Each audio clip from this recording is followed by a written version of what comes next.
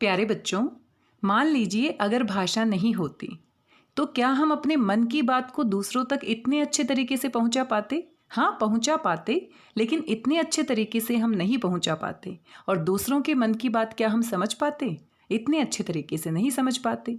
अब आप कहेंगे मैम, जो जानवर होते हैं उनके पास भी तो भाषा नहीं होती, फिर भी वो एक दूसरे की बात को समझते हैं, या उनकी अपनी ही भाषा होती है जिसको हम समझ नहीं पाते। लेकिन हम इंसानों के पास सबसे अच्छी बात क्या है कि हमारे पास एक ऐसी भाषा है जिसमें हम बहुत अच्छे तरीके से अपने मन के विचारों को दूसरों के सामने अभिव्यक्त कर सकते हैं। अगर भाषा नहीं होती तो उतने अच्छे तरीके से हम अपनी बात को नहीं रख पाते। हम मान लीजिए अगर भाषा नहीं होती तो हम इशारे करते, संकेत करते, और संकेत के माध्यम से इतने अच्छे तरीके से हम नहीं बता पाते कि हम क्या महसूस कर रहे हैं। मेरी भाषा हिंदी भाषा परिवार में आप सभी प्यारे बच्चों का एक बार फिर से स्वागत है। आज हम बातचीत करेंगे हिंदी भाषा से संबंधित कुछ और महत्वपूर्ण जानकारी के बारे में, और ये जो प्रश्न हैं ये आपकी मदद करेंगे हिंदी ओलंपियाड की परीक्षा में, और भी अनेक प्रकार की हिंदी भाषा से संबंधित अगर कोई परीक्षा होती है इसमें भी इस तरह के प्रश्न पूछे जाते हैं। तो आइए बिना देरी किए हुए इन प्रश्नों को देखते हैं और इस महत्वपूर्ण जानकारी को आराम से समझने का प्रयास करते हैं।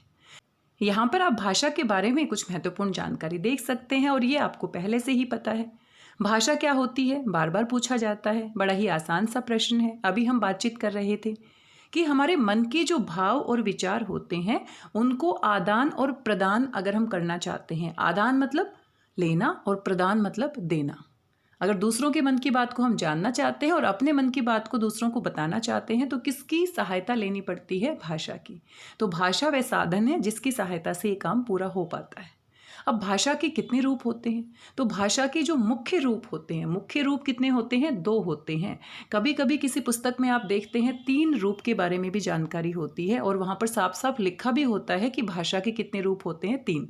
तो हमें फिर परेशानी होती है कि परीक्षा में अगर पूछा जाता है तो हम 2 लिखें या 3 लिखें। तो परीक्षा में अगर पूछा जाएगा तो हम क्या लिखेंगे? 2 ही लिखेंगे, क्योंकि जो भाषा के मान्य रूप हैं, जिनको मान्यता प्राप्त है, वो कितने हैं? 2 ही हैं। तो चाहे पुस्तक में 3 लिखे हो, 3 के बारे में जानकारी दी हो, लेकिन परीक्षा में हम क्या लिखेंगे? 2 ही लिखेंगे। और विशेष तौर पर हिंदी ओलंपियाड की जो परीक्षा है उसमें 2 ही प्रकार के जो रूप हैं उनको मान्य माना गया है।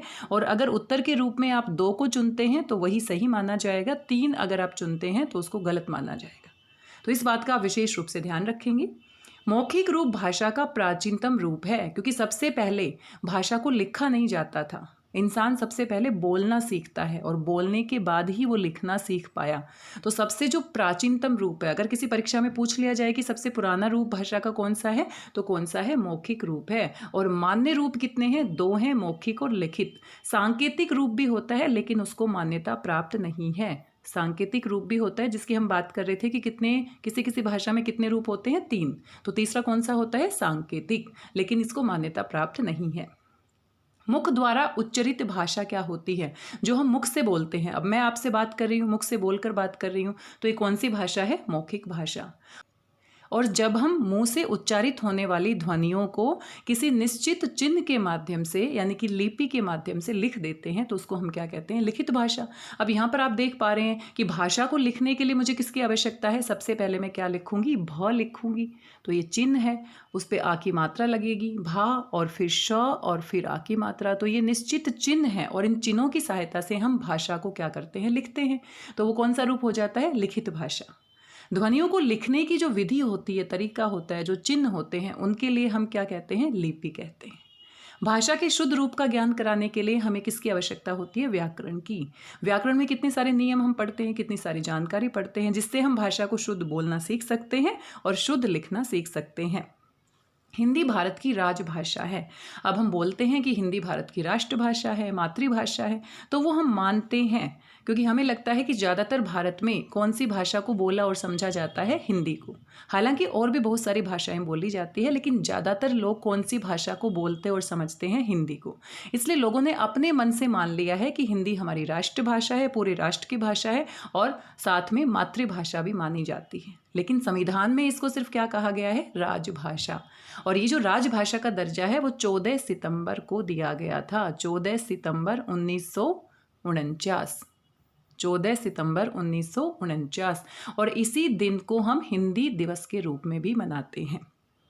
तो ये कुछ महत्वपूर्ण जानकारी थी। हर पुस्तक में इस तरह की जानकारी आप देखते हैं, आपको अच्छे से याद भी होगी। प्यारे बच्चों, किसी भी पुस्तक में आपको ये सभी जानकारियाँ मिल जाएंगी, आपने पढ़ी भी होंगी। आइए अब कुछ ऐसे आसान से और महत्वपूर्ण प्रश्नों का अभ्यास कर लेते हैं। अगर मैं बात करूं कि ये जो प्रश्न है कौन सी कक्षा के लिए महत्वपूर्ण हो सकते हैं, तो कक्षा 1 से लेकर 6 तक के विद्यार्थी इससे लाभान्वित हो सकते हैं।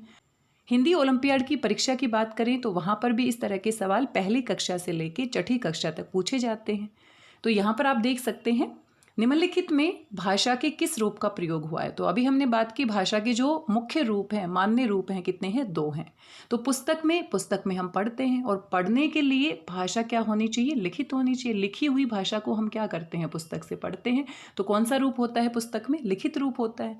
भाषण, अब भाषण देने के लिए कोई बोलता है, और बोलने के लिए कौन सा रूप होता है? मौखिक। मौखिक कैसे लिखा जाएगा? मात्राओं को आपको ध्यान रखना है। म औ की मात्रा, ख छोटी की मात्रा, और क। लिखित और मौखिक। ईमेल, अब ईमेल जो होता है आपने सुना होगा, ईमेल जो होता है वो बहुत जल्दी पहुंच जाता है। जैसे हम क्लिक करते हैं और क्लिक करते ही वो पहुंच जाता है। इलेक्ट्रॉनिक मेल भी आप इसे कहते हैं। तो ईमेल में हम लिखते हैं, और लिखते हैं तो कौन सा रूप हो जाएगा? फिर से लिखित भाषा का रूप हो जाएगा। लिखित आपको लिखना आना चाहिए। काव्य पाठ, काव्य पाठ में क्या करते हैं? हम बोलते हैं। तो बोलते हैं तो क्या है? मौखिक भाषा का रूप होता है। जैसे भाषण देते हैं तो मौखिक भाषा होगी, और जब हम काव्य पाठ करते हैं, किसी काव्य को पढ़ते हैं, तो मौखिक रूप होगा। तार, अब तार क्या होता है? तार एक तरह से एक पत्र का रूप आप कह सकते हैं, जो बहुत जल्दी पहुंच जाता है। तो इसमें भी क्या होती है? भाषा लिखी हुई होती है। लिखी हुई जो भाषा होती है वो लिखी जाती है तार में, और उसको आगे पहुंचाया जाता है।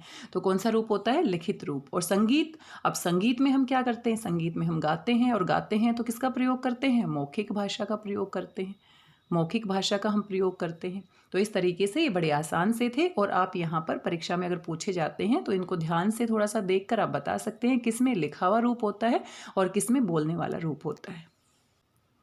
आगे आप यहाँ पर देख सकते हैं भारत के निम्नलिखित राज्यों में कौन कौन सी भाषाएं बोली जाती हैं। तो यहाँ पर कुछ राज्य दिए गए हैं और इनमें अलग अलग भाषा बोली जाती है। अब पंजाब में आप सभी जानते हैं, पंजाब में कौन सी भाषा बोली जाती है? आप सभी जानते हैं। पंजाब के जो लोग हैं वो ज़्यादातर कौन सी भाषा बोलते हैं? पंजाबी भाषा को बोलते हैं, पंजाबी भाषा।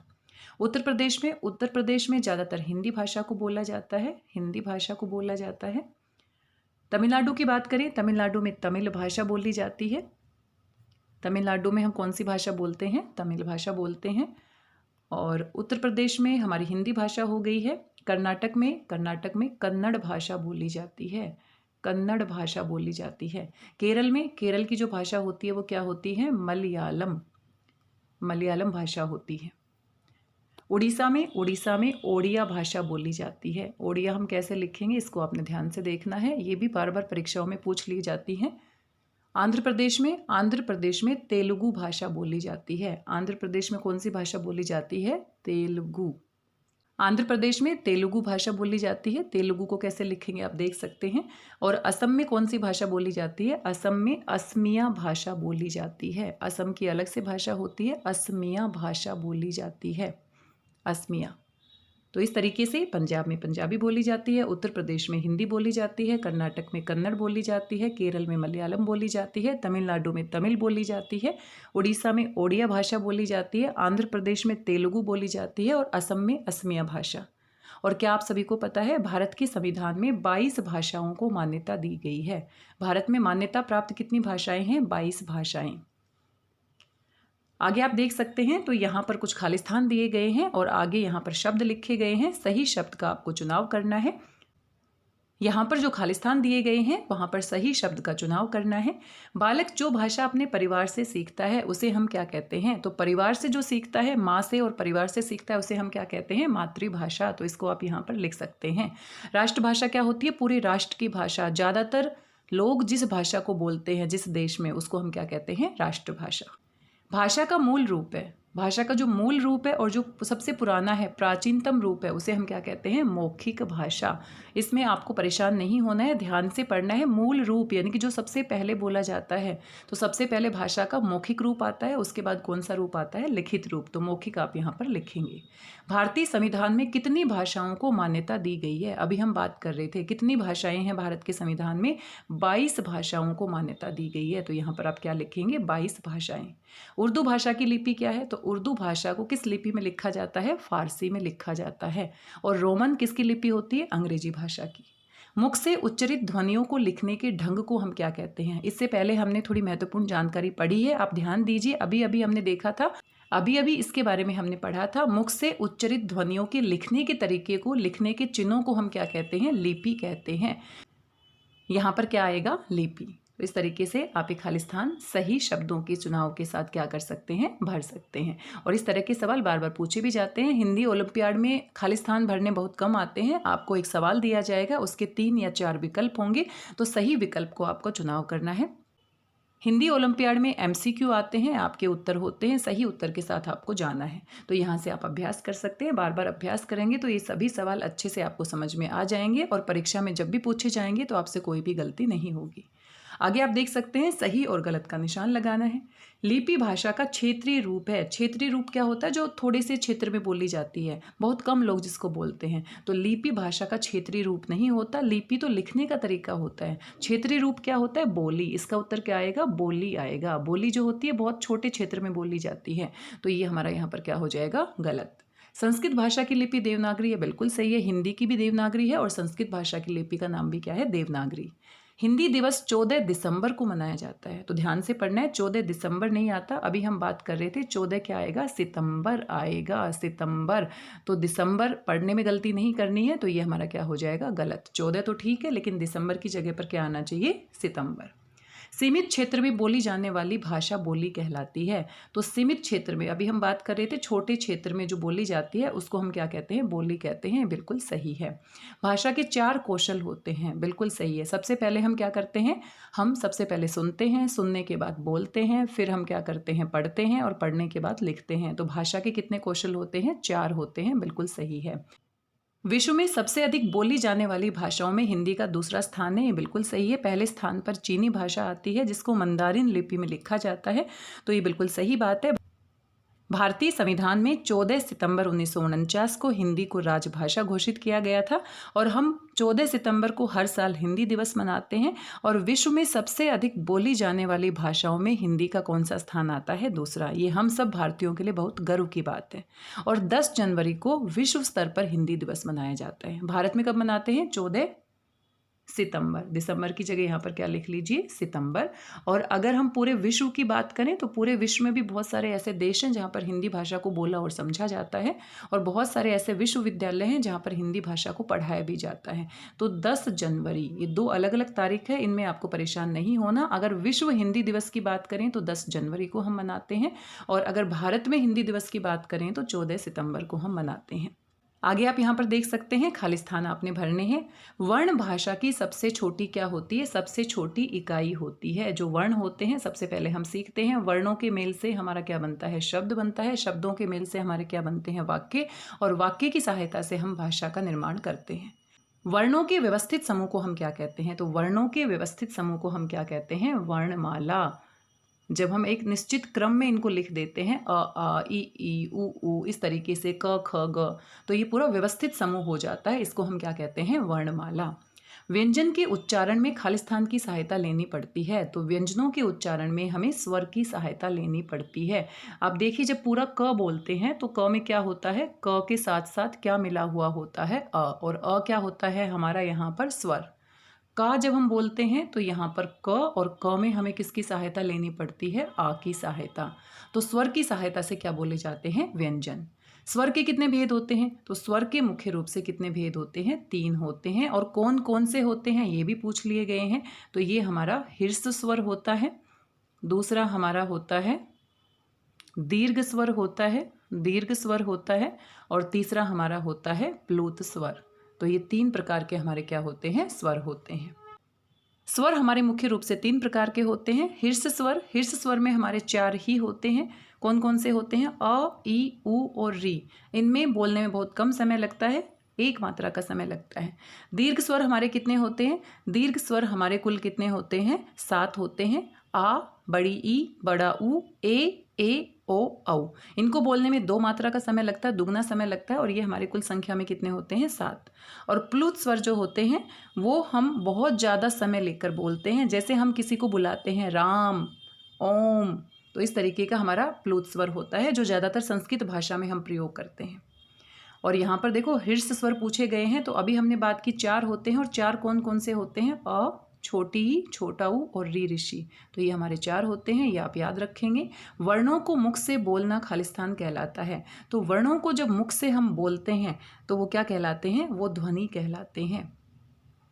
वर्णों को जब हम मुख से उच्चारित करते हैं तो क्या कहलाते हैं? ध्वनि कहलाते हैं। र के 3 रूप होते हैं। तो एक तो हमारा मूल रूप होता है जो सामान्य होता है, मूल रूप होता है। जैसे मुझे अपना नाम लिखना है रेखा, तो ये र मैंने लिखा है, मूल रूप है ये। एक हमारा होता है रेफ। रेफ वाला कहाँ पर आता है? रेफ वाला ऊपर आता है। जैसे मैं लिखूँ कर्म, तो कर्म में ये हमारा क्या लगा है? रेफ वाला र लगा है। और एक हमारा होता है पदेन।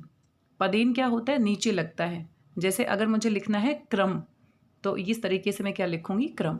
तो र के हमारे 3 रूप होते हैं। एक मूल रूप में होता है, एक रेफ ऊपर की तरफ लगता है, और एक पदेन यानी कि पैर में नीचे लगता है। तो इनको आप ध्यान रखेंगे। निम्नलिखित व्यंजनों के साथ दी गई मात्राओं का प्रयोग करके एक एक शब्द लिखिए। तो ये तो आप आसानी से कर सकते हैं। प और प के नीचे क्या है? छोटी ऊ की मात्रा। तो प के नीचे क्या बन गया है? छोटे ऊ की मात्रा, और इससे हम एक शब्द बना सकते हैं पुष्प। र और र में बड़े ऊ की मात्रा है, और रू से हम क्या बना सकते हैं? रुमाल। आप कोई नया शब्द भी आप यहाँ पर लिख सकते हैं। क और ये बड़े ए की मात्रा है, तो ये क्या है? कई। और कई, कैसा। म और म पे रि ऋषि की मात्रा है मृ, और मृ से हम मृग बना सकते हैं। छ आ की मात्रा है छा, और छा से हम छाता बना सकते हैं। जो बड़ी की मात्रा है जी, और जी से हम क्या बना सकते हैं? जीवन बना सकते हैं। च और उसके ऊपर अंग की मात्रा है, तो चन, और चन से हम चंचल बना सकते हैं। ये हमारा यहाँ पर चंचल हो जाएगा, और ये हमारा यहाँ से पंकज हम बना सकते हैं। इस तरीके से एक एक शब्द आप मात्राओं की सहायता से बना सकते हैं। सही कथनों के सामने सही का निशान और गलत के सामने गलत का निशान आपको लगाना है। अनुस्वार का उच्चारण नाक और गले से होता है। अनुस्वार का सिर्फ नाक से होता है। और अनुनासिक आपने सुना होगा, दूसरा हमारा क्या होता है? अनुनासिक। अनुनासिक जिसकी मात्रा हम किस तरीके से लगाते हैं? चंद्र बिंदु के हिसाब से लगाते हैं, और अनुस्वार में हम सिर्फ बिंदु लगाते हैं। तो अनुनासिक नाक और गले दोनों से बोला जाता है। तो ये बात यहाँ पर क्या है? गलत है। स्पर्श व्यंजनों की संख्या 26 होती है, बिल्कुल गलत है। 25 होती है, तो ये हमारा गलत हो जाएगा। यहाँ पर 26 दिया गया है। री का उच्चारण री की तरह होता है। तो री ऋषि का जो उच्चारण होता है वो री की तरह होता है, बिल्कुल सही बात है। ध्वनि के खंड नहीं किए जा सकते। तो ध्वनि क्या होती है? सबसे छोटी होती है, जिसके टुकड़े नहीं किए जा सकते, बिल्कुल सही है। हीर्ष स्वरों के उच्चारण में अधिक समय लगता है, बिल्कुल भी नहीं, सबसे कम समय लगता है। अस्वर की कोई मात्रा नहीं होती, बिल्कुल सही है, अस्वर की कोई मात्रा नहीं होती है। तो इस तरीके से इनको आप हल कर लेंगे। आइए आगे देखते हैं। निम्नलिखित संयुक्ताक्षरों तथा द्वित्व व्यंजनों से बने 2-2 शब्द अपनी पाठ्य पुस्तक में से ढूंढकर लिखिए। तो यहाँ पर देखो हम वैसे ही लिख सकते हैं। तो ये देखो क और ख, तो यहाँ से हम क्या बना सकते हैं? मक्खी। यहाँ पर आधा च और छ दिया गया है, इससे हम बना सकते हैं स्वच्छ बना सकते हैं। और यहाँ पर आधा द और फिर द, यहाँ से हम रद्दी बना सकते हैं, गद्दी बना सकते हैं। तो इस तरीके से आप भी एक नया शब्द आप बना सकते हैं। आधा प और प, तो ठप्पा बना सकते हैं, ठप्पी बना सकते हैं। इस तरीके से कोई भी शब्द आप इनकी सहायता से बना सकते हैं। आगे वर्ण विच्छेद, और ये भी हिंदी ओलंपियाड की परीक्षा में और बाकी परीक्षाओं में भी बार बार पूछा जाता है। तो यहाँ पर अपने वर्णों को अलग करके लिखना है। विच्छेद करना मतलब अलग करना। तो यहाँ पर आप देखिए स, और स हमारा आधा है, और यहाँ पर अंग की मात्रा आप कह सकते हैं। और फिर हमारा आधा स है, आधा हलंत के साथ लगता है, और फिर क है हमारा, और ये भी आधा है, और इसमें रि ऋषि की मात्रा लगी है। रि ऋषि की मात्रा है, इसको अलग करके लिखेंगे। जितनी भी मात्राएं हैं उनको अलग करके लिखेंगे। फिर हमारा त, और त में छोटी की मात्रा है, तो छोटी। इस तरीके से आप संस्कृति शब्द का वर्ण विच्छेद कर सकते हैं। यहाँ पर इस तरीके से अगर आप नहीं करते हैं तो इसको दूसरे तरीके से भी हम कर सकते हैं। यहाँ पर स, और पूरा स अगर हम लेते हैं तो स में अ मिला है, और ये बिंदु जो है, बिंदु को संस्कृति न आधे न में भी हम क्या कर सकते हैं? वर्ण विच्छेद कर सकते हैं। तो ये वाला तरीका भी बिल्कुल सही है, और ये वाला तरीका आगे बिल्कुल ऐसे कैसे रहेगा? तो ये वाला तरीका भी आप अपना सकते हैं। त्रिवेणी, त्रिवेणी में आप कैसे करेंगे? त्र, और त्र जो हमारा होता है संयुक्त व्यंजन होता है, इसमें त, र और अ मिला होता है। तो त्रिवेणी में हम कैसे करेंगे? त, र, और यहाँ पर मात्रा क्या है? यहाँ पर अ की बजाय मात्रा क्या है? छोटी ई की मात्रा है। व, और व में कौन सी मात्रा है? व में हमारी ए की मात्रा है, और न, न, और इसमें हमारी बड़ी ई की मात्रा है। तो इस तरीके से हम क्या करेंगे? मात्राओं को अलग लिखेंगे और वर्णों को हम अलग लिख देंगे। आगे है गंदगी, और गंदगी में हम कैसे करेंगे? जैसे हमने संस्कृति का किया था, तो यहाँ पर ग आधा हो जाएगा, अंग की मात्रा भी हम लगा सकते हैं यहाँ पर, और द हमारा आधा हो जाएगा, इसमें अ मिला हुआ है, कोई भी मात्रा नहीं है, और ग, और इसमें बड़ी की मात्रा है। तो सभी मात्राओं को और सभी व्यंजनों को अलग अलग करके हम लिखेंगे। श्रृंगार, श्रृंगार भी आप इसी तरीके से कर सकते हैं। श्रृंगार में ये वाला श होता है, श, और फिर हमारा ऋषि की मात्रा होती है, और फिर हम अंग की मात्रा लगा सकते हैं, और फिर ग, और ग में आ की मात्रा है तो आ की मात्रा अलग से हम लिखेंगे, और फिर र, और र में कोई भी मात्रा नहीं होती तो अ लगा होता है। और यहाँ पर ये जो है श्रृंगार है, इसको हम अंग नहीं लगाते हैं, तो दूसरे तरीके से भी हम इसे कर सकते हैं। श, और ऋषि की मात्रा है यहाँ पर, और ये न की आवाज़ आती है, न की आवाज़ आती है पंचम अक्षर, पंचम अक्षर श्रृंगार। तो ये जो है ये न की साउंड देता है। तो दोनों तरीके से आप कर सकते हैं, जो भी आपको अच्छा लगे। अंगूठी, अंगूठी में भी आप इसी तरीके से कर सकते हैं। अंग हमारा ऐसे ही रहेगा, और ग, और ग पे बड़े ऊ की मात्रा है तो बड़ा ऊ अलग से लिखेंगे। ठ, और ठ पे बड़ी की मात्रा है तो बड़ी ई अलग से लिखेंगे। और वर्ण विच्छेद बार बार हिंदी ओलंपियाड की परीक्षाओं में पूछे जाते हैं, और ये कक्षा 1 से लेके 7 और 8वीं तक भी पूछे जाते हैं, कभी कभी 9वीं और 10वीं में भी पूछ लिए जाते हैं। निम्नलिखित शब्दों के शुद्ध रूप लिखिए, तो ये तो बार बार पूछे जाते हैं। अब देखो ज्ञान, ज्ञान को हम कैसे लिखते हैं? ज्ञान को हम ऐसे लिखते हैं। दवाइयाँ, ये बार बार पूछा जाता है, बहुत ही महत्वपूर्ण शब्द है, हमें लगता है कि ये बिल्कुल सही है, और दवाइयों की जो दुकान आप आसपास देखेंगे ना, उनमें भी ऐसे ही लिखा होता है, तो बार बार उनको देख के हमें लगता है यही सही है, लेकिन ऐसा बिल्कुल भी नहीं है। दवाइयाँ में जो ई होती है वो छोटी ई आती है, इस बात का आपको ध्यान रखना है। धुआं, अब धुआं जो है इसमें ध पे छोटे ऊ की मात्रा आएगी, बाकी ये सही लिखा गया है। चंद्रबिंदु भी यहाँ पर आएगा, बिल्कुल सही है। आगामी नहीं होता है, आगामी होता है। आगामी होता है आगे आने वाला। आगामी, आगामी यानी कि भविष्य में होने वाली जो बात है उसके लिए हम कहते हैं आगामी। तो इस तरीके से आप लिखेंगे। संबंध, अब संबंध को ध्यान से देखिए। संबंध, संबंध जो होते हैं, संबंध में हम इस तरीके से लिखते हैं, संबंध, संबंध। आशीर्वाद, ये भी बहुत महत्वपूर्ण शब्द है, बार बार परीक्षाओं में पूछा जाता है। आशीर्वाद, आ, शी और र बोला जा रहा है तो ये यहाँ पर लगेगा, आशीर्वाद। इसको बोलकर देखो, आर्शीवाद, जिस पे लगा होता है ये रेफ वाला र, ये पहले बोला जाएगा तो आर्शीवाद, तो गलत हो जाएगा। कवियत्री, ये भी बहुत महत्वपूर्ण शब्द है, बार बार परीक्षाओं में पूछा जाता है, तो इसको हम कैसे लिखते हैं? कवियत्री, जैसे बोलेंगे वैसे लिखेंगे, कवियत्री। तो मात्राएं ध्यान से आपको देखनी है, बार बार परीक्षाओं में पूछे जाते हैं, और ये भी बहुत महत्वपूर्ण शब्द है, सारे ही महत्वपूर्ण शब्द है। चिन्ह, तो ये देखो, ची, ह आधा होता है और न, चिन्ह ऐसे लिखा जाता है। चढ़ाई, चढ़ाई जो है यहाँ पर सही लिखा गया है, चढ़ाई को हम ऐसे ही लिखेंगे। चढ़ाई, पढ़ाई, पढ़ाई को आप कैसे लिखते हैं? पढ़ाई को आप ऐसे लिखते हैं, तो ये बिल्कुल सही लिखा गया है यहाँ पर। अनाधिकार, अनाधिकार नहीं होता है, अनधिकार होता है, तो ये शब्द ही यहाँ पर गलत लिखा है, हम बोलते भी कई बार गलत है। अनाधिकार नहीं होता है, अनधिकार, अन और अधिकार, अनधिकार। तो इस तरीके से आप इसको शुद्ध करके लिख सकते हैं। आगे आप यहाँ पर संधि से संबंधित प्रश्नों को देख सकते हैं, और संधि से प्रश्न बार बार पूछे जाते हैं, हर परीक्षा में पूछे जाते हैं। महा और ऋषि, और महा और ऋषि को जोड़कर हम क्या बनाएंगे? महर्षि। तो ये जो हमारी आ की मात्रा है वो, और री और आ जो है वो मिलकर महर्षि, महर्षि, ऊपर र में परिवर्तित हो जाएगा महर्षि। पौ और अक, ये क्या बनता है? पावक बनता है। तो संधि के बहुत सारे नियम होते हैं, थोड़ा पढ़ने की आवश्यकता होती है। नी और रोग, तो निरोग में क्या होता है? बड़ी की मात्रा आती है, निरोग, इस तरीके से हम लिखेंगे। नमः और ते, ये विसर्ग संधि के उदाहरण है, तो नमस्ते बनता है, और नमस्ते आप सभी को लिखना आता होगा, आधा स, विसर्ग आधे स में परिवर्तित हो जाएगा, नमस्ते। सदा और एव, सदा और एव, तो ये हमारा बन जाता है सदा और एव, तो ये हमारा बन जाएगा सदैव, सदैव होता है हमेशा। अति और आचार बहुत महत्वपूर्ण शब्द है और इससे बनता है अत्याचार। तो यहाँ पर भी नियम लग रहे हैं संधि के। संधि एक बार आपको ध्यान से पढ़नी चाहिए। आगे आप यहाँ पर देख सकते हैं उज्ज्वल, ये भी बार बार पूछा जाता है, तो ये आपका बनेगा उत और ज्वल, और नियम के प्रभाव से त हमारे आधे ज में परिवर्तित हो जाता है, उत और ज्वल। दिनेश्वर दिन और ईश्वर, और ये होते हैं सूर्य। दिनेश्वर दिन को करने वाले, दिन के ईश्वर ईश्वर। तल्लीन ऐसे ही टूटेगा, तत् और लीन, तत् और लीन, और ये हमारा आधा त ल में परिवर्तित हो जाएगा नियम के हिसाब से। इत्यादि, इति जमा आदि, अति जमा आचार किया था वैसे ही टूटेगा, इति और आदि, इत्यादि।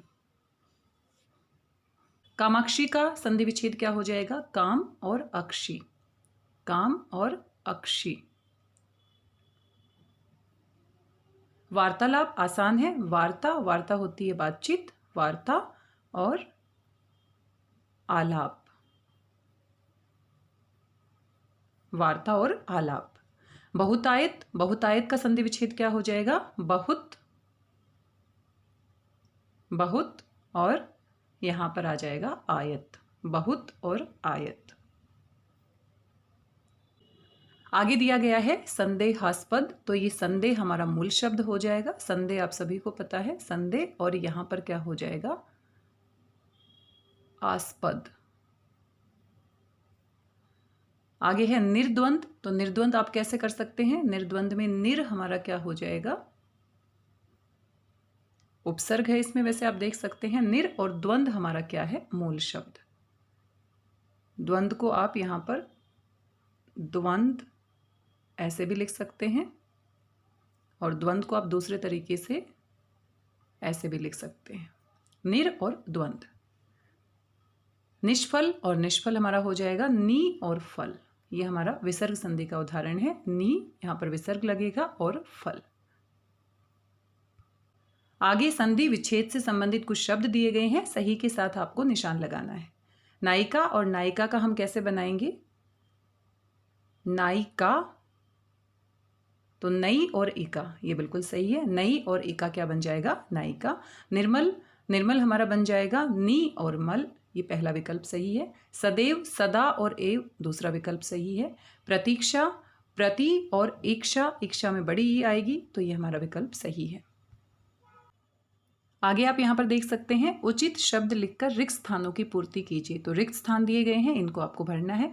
वर्णों के सार्थक समूह को हम क्या कहते हैं? सार्थक होना चाहिए, और उनको इकट्ठा करके अगर हम कुछ बनाते हैं तो वो हमारे शब्द बन जाते हैं। शब्दों के सार्थक समूह से हमारा वाक्य बनता है, तो वर्णों के सार्थक समूह को हम क्या कहते हैं? शब्द। प्रयोग के आधार पर शब्दों के कितने भेद होते हैं? 2 भेद होते हैं, एक हमारा विकारी होता है और एक हमारा होता है अविकारी। आपने जरूर पढ़े होंगे। विकारी के अंदर क्या आता है? संज्ञा, सर्वनाम, विशेषण, क्रिया आते हैं, और अविकारी के अंदर क्या आते हैं? अविकारी के अंदर वे शब्द आते हैं जिनमें लिंग, वचन और कारक के अनुसार कोई परिवर्तन नहीं होता, और ये हमारे होते हैं क्रिया विशेषण, समुच्चय बोधक, संबंध बोधक और विस्मयादि बोधक। तो 2 प्रकार के होते हैं। संस्कृत भाषा से ज्यों के तो हिंदी में आए शब्दों को हम क्या कहते हैं? बिना किसी परिवर्तन के ज्यों के तो क्या होते हैं? तत्सम होते हैं, और थोड़ा बहुत अगर परिवर्तन हो जाता है तत्सम होते हैं, तो उनको परिवर्तन वालों को क्या कहते हैं? तद्भव कहते हैं। बार बार इस तरह के प्रश्नों को हिंदी से संबंधित किसी भी परीक्षा में पूछा जाता है। उत्पत्ति के आधार पर शब्दों के कितने भेद होते हैं? तो उत्पत्ति के आधार पर शब्द के मुख्य रूप से 4 भेद होते हैं, कहीं कहीं पर आपको 5 भी देखने को मिल जाते हैं, जैसे कि तत्सम, तद्भव, देशज, विदेशी, लेकिन कहीं कहीं पर संकर शब्दों को भी शामिल कर लिया गया है। तो विशेष रूप से मुख्य रूप से कितने होते हैं? 4 होते हैं। निम्नलिखित शब्दों के तद्भव रूप लिखिए। तद्भव रूप क्या होता है? संस्कृत के वे शब्द जिनमें थोड़ा परिवर्तन करके हिंदी में प्रयोग किया जाता है। ग्राम संस्कृत का है, तत्सम है, और ग्राम से हमारा क्या बन जाता है? हिंदी में थोड़ा सा बदल के गांव बन जाता है। कर्ण, कर्ण से क्या बनता है? कान, कान को हम संस्कृत में क्या कहते हैं? कर्ण कहते हैं। दंत से क्या बनता है? आप समझ ही गए होंगे, दांत और चंद्र बिंदु आएगा, दांत, इस तरीके से इसको लिखेंगे, दांत। अष्ट, अष्ट किसको कहते हैं? 8 को कहते हैं। 8 की संख्या को संस्कृत में अष्ट कहते हैं। हस्ती क्या होता है? हस्ती हाथी को कहते हैं। संस्कृत में हस्ती कहते हैं, हिंदी में हाथी कहते हैं। और दधी किसको कहते हैं? दही को कहते हैं। ये भी बहुत महत्वपूर्ण शब्द है, बार बार पूछा जाता है। और हस्त अगर दिया गया हो तो हस्त हमारा किसके लिए प्रयोग किया जाता है? हाथ के लिए। हस्त को हम हाथ कहते हैं, इस बात का ध्यान रखेंगे। और हस्ती को हम क्या कहते हैं? हाथी। हस्ती क्या होता है? हाथी। अब देखो यहां पर भी आप देख सकते हैं हस्त, हाथ, हस्ती, बड़ी की मात्रा, बड़ी की मात्रा। निम्नलिखित विदेशी शब्दों के लिए हिंदी शब्द लिखिए। तो ये देखो दूसरी भाषाओं से आए हैं। टेबल अंग्रेजी से आया। टेबल को हम क्या कहते हैं? मेज कहते हैं। ऑफिस को क्या कहते हैं? कार्यालय कहते हैं। ऑफिस को हिंदी में क्या कहेंगे? कार्यालय कहेंगे। नसीब क्या होता है? भाग्य आप कह सकते हैं, भाग्य कहेंगे। अखबार, अखबार को हम हिंदी में क्या कहेंगे? समाचार पत्र, समाचार पत्र। डॉक्टर, डॉक्टर अंग्रेजी से आया है। डॉक्टर के लिए आप जानते होंगे, डॉक्टर को हम क्या कहते हैं? चिकित्सक, चिकित्सक। डॉक्टर के लिए क्या प्रयोग करते हैं? चिकित्सक। और अगर हॉस्पिटल की बात करें तो उसके लिए हम क्या करेंगे? चिकित्सालय। आवाज, आवाज को हम क्या कहते हैं? आवाज के लिए हम ध्वनि शब्द का प्रयोग कर सकते हैं, शब्द भी कह सकते हैं, ध्वनि भी हम कह सकते हैं। रचना के अनुसार शब्द पहचान कर उनके सामने रूढ़, यौगिक और योग रूढ़। रूढ़ क्या होते हैं? शब्द का जो मूल रूप होता है उसको रूढ़ कहते हैं, जिसके आगे और टुकड़े नहीं किए जा सकते। यौगिक क्या होता है? जो दो शब्दों के मेल से बनता है और दोनों का अपना अलग अलग अर्थ होता है। और योग रूढ़ क्या होता है? जिसमें एक नए शब्द का निर्माण होता है। पाठशाला दो शब्दों के योग से बना है, पाठ और शाला, और दोनों का अपना अपना मतलब है, तो ये हमारा क्या होगा? यौगिक। चंद्र क्या होता है? चंद्र हमारा क्या हो जाएगा? रूढ़ हो जाएगा, क्योंकि इसको आगे तोड़ नहीं सकते हैं। चंद्र रूढ़ हो जाएगा हमारा। प्रधानमंत्री, तो प्रधानमंत्री क्या बन जाएगा? प्रधान और मंत्री, प्रधान और मंत्री, ये भी क्या हो जाएगा? यौगिक हो जाएगा। फल, फल हमारा रूढ़ हो जाएगा। फल हमारा क्या है? रूढ़ है, आगे इसको तोड़ नहीं सकते हैं हम। चारपाई, चारपाई आपका क्या हो जाएगा? चार और पाई, यौगिक हो जाएगा। हिमालय, हिमालय भी यौगिक हो जाएगा। हिमालय हमारा किससे बना है? हिम और आल्य, हिम और आल्य, हिमालय। शब्दों को पहचानकर उनके सामने तत्सम, तद्भव, देशज और विदेशी लिखिए। तो फिरंगी हमारा क्या है? फिरंगी हमारा कहाँ से आया है? विदेशी भाषा से आया है, विदेशज है। चाय हमारा विदेशी भाषा से आया है। खिचड़ी हमारा देशज है। प्रकोप हमारा तत्सम है, संस्कृत से आया है। झुग्गी हमारा देशज है, देशी भाषा से आया है। खिड़की हमारा क्या है? विदेशी है। ओष्ठ हमारा क्या है? तत्सम है। और बदतमीज हमारा क्या है? विदेशी है। तो इस तरीके से ये जो शब्द हैं कुछ विदेशी भाषाओं से आए हैं, कुछ स्थानीय भाषाओं से आए हैं और कुछ हमारे संस्कृत भाषा से आए हैं। निम्नलिखित शब्दों का उनके पर्यायवाची शब्दों से मिलान कीजिए। तो मुख को हम क्या कहते हैं? वदन भी कहते हैं। बिजली के लिए हम कौन सा शब्द प्रयोग करते हैं? बिजली हम दामिनी को भी कहते हैं। सागर, सागर जलधि होता है। जनक, जनक हम किसको कहते हैं? जनक हम तात या पिता को भी कहते हैं। कोयल, कोयल के लिए श्यामा शब्द का प्रयोग करते हैं। आनंद का मतलब होता है खुशी या हर्ष। सोना जो होता है, सोना को हम हेम भी कहते हैं। युद्ध के लिए कौन सा शब्द प्रयोग करते हैं? समर कहते हैं। पुत्री सुता होती है, पुत्र सुत होता है। उत्सव, उत्सव हमारा क्या होता है? पर्व या त्योहार भी होता है।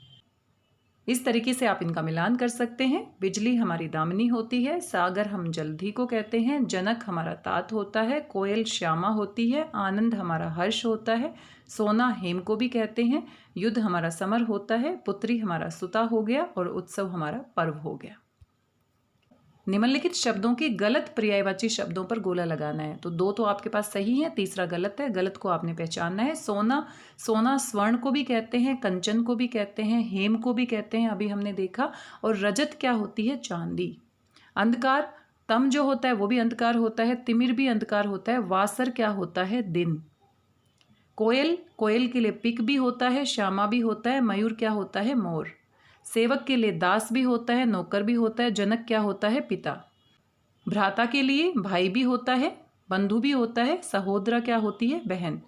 शशांक क्या होता है? चंद्रमा होता है। राकेश भी कहते हैं। दिनकर क्या होता है? सूर्य। गो के लिए हम क्या प्रयोग करते हैं? सुरभि भी कहते हैं, गाय भी कहते हैं। दंती का प्रयोग हम नहीं करते। दंती हम किसको कहते हैं? हाथी को कहते हैं। पृथ्वी, पृथ्वी के लिए हम क्या प्रयोग करते हैं? भूमि का प्रयोग करते हैं, भू का प्रयोग करते हैं। और नभ क्या होता है? आकाश। पय क्या होता है? पय हम दूध को कहते हैं और दूध के लिए दुग्ध भी होता है, क्षीर भी होता है। तोय हमारा क्या होता है? पानी। वायु के लिए हम किसका प्रयोग करते हैं? समीर भी वायु होती है, अनिल भी वायु होती है। अनल क्या होता है? अग्नि। अनल हम किसको कहते हैं? अग्नि को। प्यारे विद्यार्थियों, पूरे वीडियो में हमने कुछ महत्वपूर्ण प्रश्नों का अभ्यास किया है और इस तरह के प्रश्न बार बार, चाहे वो हिंदी ओलंपियाड की परीक्षा हो, चाहे कोई और हिंदी की परीक्षा हो, बार बार पूछे जाते हैं और ये हर परीक्षा से संबंधित हैं। कभी कभी आप देखेंगे 9वीं और 10वीं कक्षाओं में भी इस तरह के प्रश्न पूछे जाते हैं, क्योंकि ये हमारे व्याकरण से संबंधित प्रश्न है और जो बेसिक व्याकरण होती है, जो शुरुआती व्याकरण होती है, उसके सवाल हमेशा पूछे जाते हैं। आप सभी प्यारे बच्चों के अभ्यास के लिए इसे बनाया गया है। आशा करती हूँ आपको वीडियो पसंद आया होगा। अगर आपको वीडियो पसंद आता है तो आप अपना फीडबैक दे सकते हैं। अगर नहीं पसंद आता है तो भी आप मुझे बता सकते हैं कि क्या कमी रह गई, ताकि आगे मैं इसमें सुधार कर सकूँ। आपकी परीक्षाओं के लिए बहुत बहुत शुभकामनाएं। मिलते हैं किसी नई जानकारी के साथ किसी नए वीडियो में। तब तक स्वस्थ रहिए, व्यस्त रहिए, मस्त रहिए और खुश होकर कुछ ना कुछ अच्छा पढ़ते रहिए। धन्यवाद, बहुत बहुत धन्यवाद।